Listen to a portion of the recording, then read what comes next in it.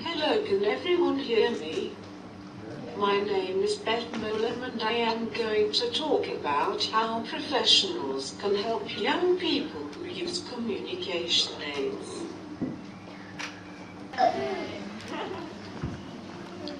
To do this, I would like to tell you a true story about two people who used communication aids. They decided it would be good to keep a record of everything that happened to them during 1 week.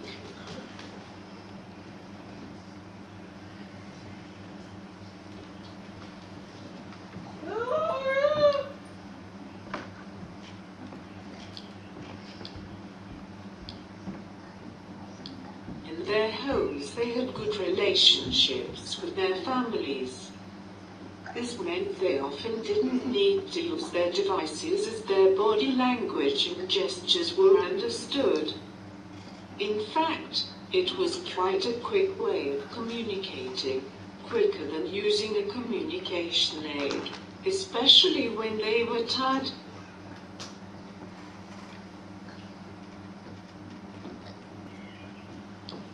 At work, the staff often did strange things with them. They spoke to them more slowly and used lots of signing, even though the girls couldn't sign and they both had degrees. Sometimes they covered their mouths when they spoke. Using the phone was really difficult. People couldn't understand them easily and the voices on their devices were not always clear. When they went out, they sometimes let others take the lead and speak for them. What they did find were really supportive people in pubs, shops and other places.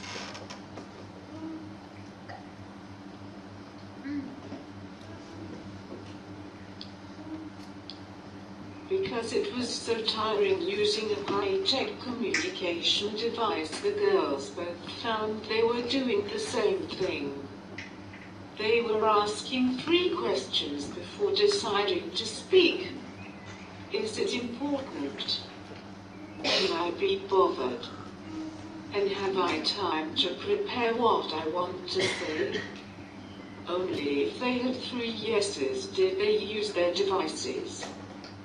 If not, they used other means to communicate.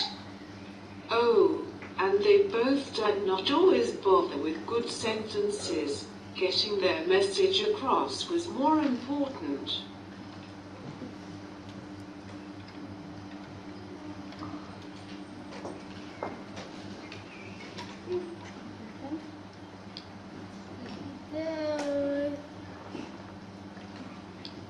The girls made a list of things that affected them. They were always physically and mentally tired. They went from being on a high to feeling really low. Good conversations were a high. Pressing the wrong key and saying something odd was not good. It was really not good if their devices broke down. They often felt lonely and isolated, but also part of a very special club that was hard to get into. They felt that their devices were part of their identity, and one of them hated her voice.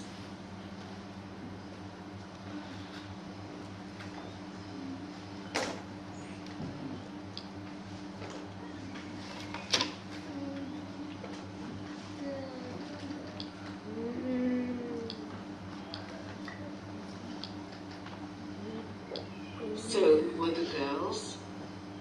Their names are Katrina and Lucy. They do not have a speech problem. They do not need communication aids. They are an IT person and a speech and language therapist in a special college. They used high-tech electronic devices for just a week to raise minimum awareness of what augmentative and alternative communication is about. But I liked what they had to say because they experienced things like I do every day in my life. So thank you, Katrina and Lucy. The students at Star College are lucky to have you.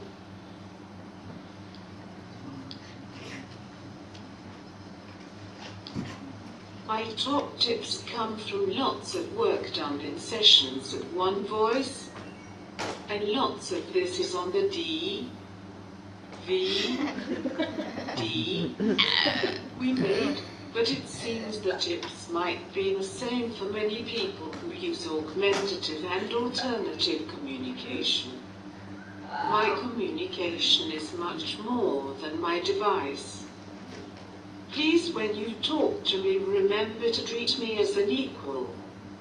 Ask one question at a time and then wait. Please talk to me normally. Look at me and not my assistant. Watch how as I am communicating. My body language gives you clues. Remember, I am just like you but trying to do something you do naturally, and it takes a lot of hard work on my part. Thank you for listening.